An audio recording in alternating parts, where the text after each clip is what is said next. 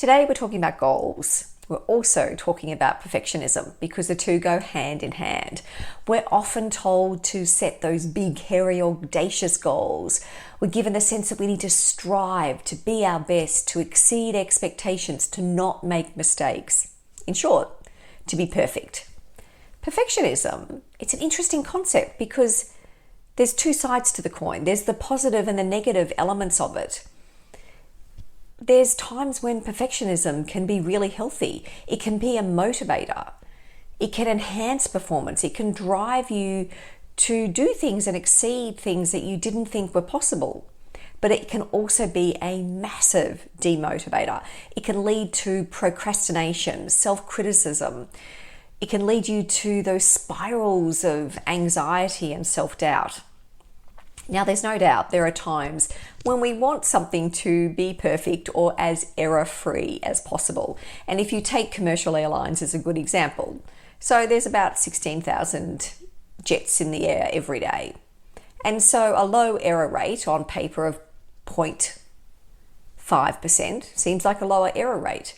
But if you applied that to planes, that error rate would be about 80 planes a day crashing.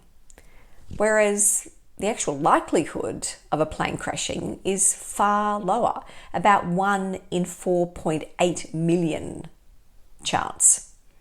So if you think about it, our drive as individuals, as collectives, in society and in organizations, that drive for perfectionism, it has pushed and will continue to push many of us to do things that had once seemed unobtainable. The challenge is when you apply it at a personal level, that never-ending quest for perfectionism, it can be that demon of destruction.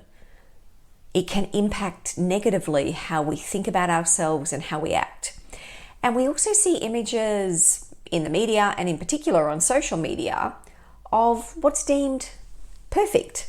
And what's deemed perfect, the perfect person, the perfect life, the perfect this, the perfect that, often it's unrealistic and unobtainable. Andrew Agassi, who is considered one of the world's best ever tennis players, was plagued by perfectionism. And he writes about this in his autobiography, Open, which if you haven't read it, it's well worth reading.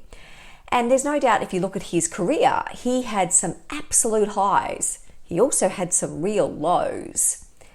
And he recounts in the biography a conversation that he had with, at the time, one of his new coaches, Brad.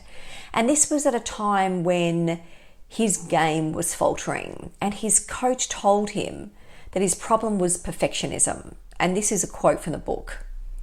The coach said, "You always try to be perfect and you always fall short, and it fucks with your head. Your confidence is shot and perfectionism is the reason. You try to hit a winner on every ball when just being steady, consistent, meat and potatoes would be enough to win 90% of the time." It's a great quote. And what we know is that there is healthy perfectionism and what we call maladaptive perfectionism. Because when you are a healthy perfectionist, you challenge yourself. You can set high goals, you can set high standards, and you can learn when things go wrong. But when you're a maladaptive perfectionist, you set unrealistic goals and you don't learn from your mistakes when things go wrong. Instead, you become obsessed either with trying to achieve the goal in a way that is unhealthy, or you walk away from it entirely. You just give up and give up too quickly. Academics Dr. Andrew Hill from St. John University and Dr. Thomas Curran from the London School of Economics have looked at the topic of perfectionism. And they did this by digging into 43 prior studies on perfectionism. And what they found was whether there was a link between perfectionism and burnout. And they found that striving to achieve and setting high standards, which is an element of perfectionism, now that doesn't necessarily lead to burnout. Instead, perfectionism that focuses on concerns about making mistakes and leads to that negative self-evaluation and feelings of inadequacy, when you don't meet those expectations, that is the maladaptive form of perfectionism, and it more easily leads to burnout. Dr. Hill, who is quoted in a BBC article, talked about this, and he said, working hard, being committed, diligent, and so on, they're all desirable features. But for a perfectionist, they're really a symptom or a side product of what perfectionism is. Perfectionism isn't about high standards, it's about unrealistic standards. Perfectionism isn't about behavior, it's a way of thinking about yourself. Once again, it's another great quote, and it can challenge you to really think about, how do you approach perfectionism? Are you a healthy perfectionist or a maladaptive perfectionist? Margaret Atwood, who, if you have watched or read any of her books, so she was the author of The Handmaid's Tale, writes about, if she had waited for perfectionism, waited to be perfect, she would never have written a novel. And yet we all have that inner voice inside of us that expresses that self-doubt, that you're not worthy, you're not good enough, or other unhelpful commentary. I know I've certainly had it. I have it on many occasions. And I still remember the time when I wrote my first book, Step Up. And I was talking to my publisher. This is at the time that the manuscript had been written and was ready to go off to print. And she was asking me whether I felt excited. Instead, I felt nauseous. I was worried about whether it was going to be good enough. I was worried about the judgment, about the criticism from others, but also the criticism for myself. We all have voices that can hold us back. It might be you waiting to do your first LinkedIn article, or waiting to make a step up in your career. You may be holding back from speaking up in a meeting. You may be holding back doing something in your life because you're worried about the consequences, or you're worried about getting it right, or you just don't feel it's good enough. Of course, there's never going to be a perfect time. There's just now, and a choice as to how you're going to use that now.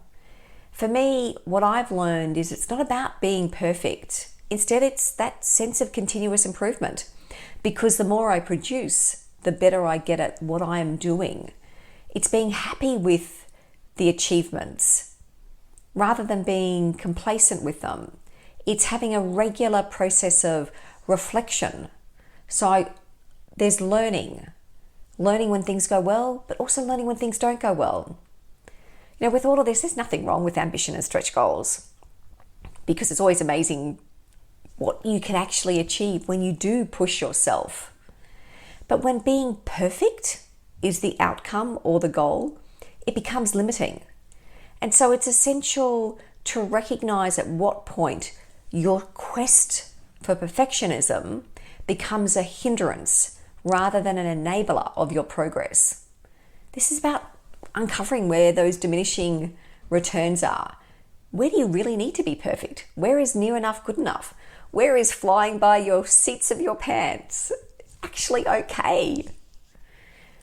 When are you ruminating rather than reflecting? And how is that shifting how you feel?